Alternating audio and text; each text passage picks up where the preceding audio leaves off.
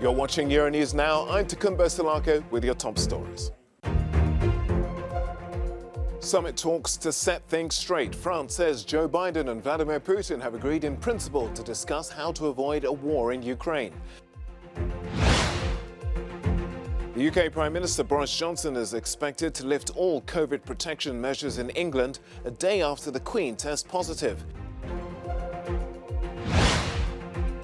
And a Winter Olympics of discontent. The Games may be over in Beijing, but there's still lots to say about whether it was a success. Get your scorecards ready.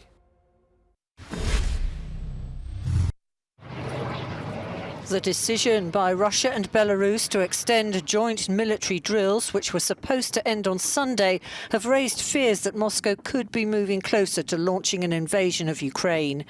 The exercises have brought an estimated 30,000 Russian troops into Belarus on the border with its neighbour. On Sunday night, US President Joe Biden convened the National Security Council at the White House. No statement was offered, but Biden and his advisers continue to warn that Russia is poised to attack Ukraine, something Moscow denies. Meanwhile, French President Emmanuel Macron has made a last-minute diplomatic bid in a telephone call with President Vladimir Putin, who is said to have agreed to prioritise a diplomatic solution. In a second call, a Putin-Biden summit is also said to be on the cards, but Putin continues to blame the Ukrainian military for an escalation of tensions in the disputed east of Ukraine. A statement issued by the Kremlin said, considering the current state of affairs, the two presidents found it expedient to step up the search for a diplomatic solution between the foreign ministers and political advisers to the leaders of the Normandy format countries. The statement went on to say these meetings help restore the ceasefire and ensure progress in settling the conflict around Donbass. Russian-backed rebels and Ukrainian government forces have accused each other of instigating clashes in the east, which have intensified in recent days. Poland, which currently holds the chairmanship for the Organisation for Security and Cooperation, is convening an extraordinary session to find ways to de-escalate the situation. Meanwhile, as dozens of civilians continue to be evacuated from the separatist-run territories, Ukrainian forces say they have orders not to return fire from the rebels, claiming Russia is looking for any excuse to invade.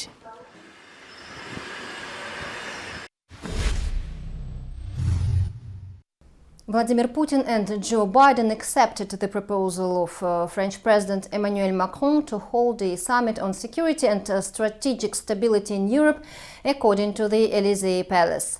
The White House underlined that such summit can only happen if Russia does not invade Ukraine. TASS, Russian state news agency, this morning reports that questions for this summit will be prepared by Russian Foreign Minister Sergei Lavrov and the US Secretary of State Antony Blinken when they will meet this week. Meanwhile, the Russian state media are showing people fleeing from Lugansk and Donetsk self-proclaimed republics and say that more than 30,000 people have already crossed the border at this point, and bordering Rostov region declared the state of emergency due to the large number of refugees. Meanwhile, the military exercises, the Russian military exercises in Belarus that originally were scheduled to end on February 20th will continue.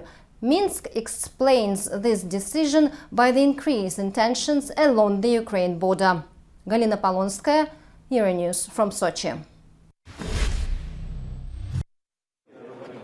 Foreign ministers are meeting in Brussels as attempts at diplomacy continue between the US, its allies, and Russia. Talks will focus on tensions between Russia and Ukraine as the bloc says it is prepared to impose sanctions if dialogue fails. When the moment comes, I will call for an extraordinary meeting because sanctions, it's a competence of the Council.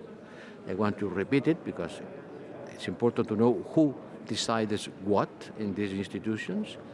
And it's the Council who takes this decision. Under my proposal, we are ready to do that when the moment comes. And I hope, and we are working for the moment, will not come. The US and Russian presidents have also tentatively agreed to meet to ease tensions. It's clear it's a very serious situation, so we are hoping and working for the best, no war, but we are preparing for the worst if Putin continues his provocations and his disregard for diplomacy. Meanwhile, Ukraine's foreign minister has called for sanctions to be imposed now instead of later. He said that the EU should show Russia that it is not only talking the talk about sanctions, but it is also walking the walk. I'm here. News that Britain's Queen Elizabeth has tested positive for COVID-19 has prompted concerns for the stoic 95-year-old and get well wishes across the country.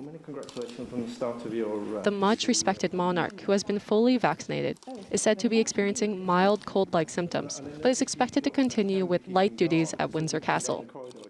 Members of the public, as well as political leaders including Prime Minister Boris Johnson and the leader of the main opposition Labour Party, Keir Starmer, have sent messages of support. Well, I'm hoping that she's fine and she doesn't have really awful symptoms, and hopefully it will just pass by fast. I mean, everyone had it at some point, so she was bound to get it, but hopefully it's fine. Well, as long as she's going to be fine, then, and she's not with everybody else and she's handling it, then I guess it's hard not to get it at this time. A lot of people has had it, and it's really hard not to. So I guess as long as she's not going to be seriously ill, then it's going to be fine. Queen Elizabeth is Britain's longest-serving monarch. 2022 is meant to be a banner year of Platinum Jubilee celebrations. But the news comes at a stressful time for her, with scandals stalking her two eldest sons, Charles and Andrew.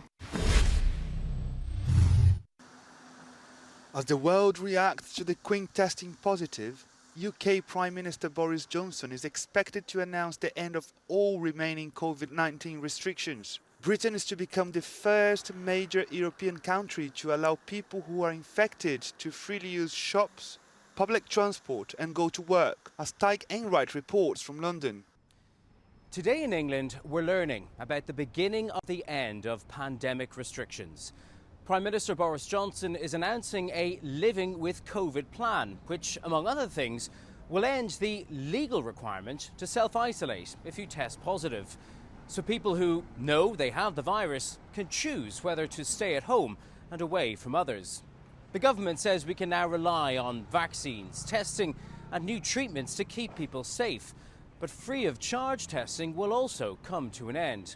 It's something that will be celebrated by opponents of lockdown rules, particularly within the Prime Minister's Conservative Party. But it's been questioned by others about its timing. Other jurisdictions are also relaxing COVID restrictions, but not to the same extent. The opposition Labour Party has described it as declaring victory before the war is over, and questioned whether it's designed to move the news agenda on from the scandal over lockdown parties in Downing Street.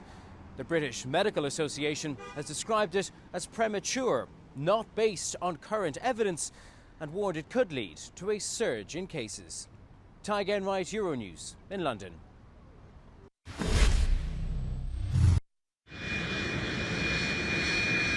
International tourists are now allowed into Australia with fewer restrictions for the first time in almost 2 years.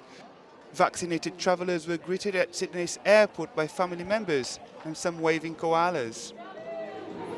The government has finally lifted some of the most draconian pandemic measures of any democracy in the world. My story is I live in Canada and my parents live here, so I haven't been able to visit since just before COVID, so I'm coming back for a family visit. Others were returning for long delayed weddings.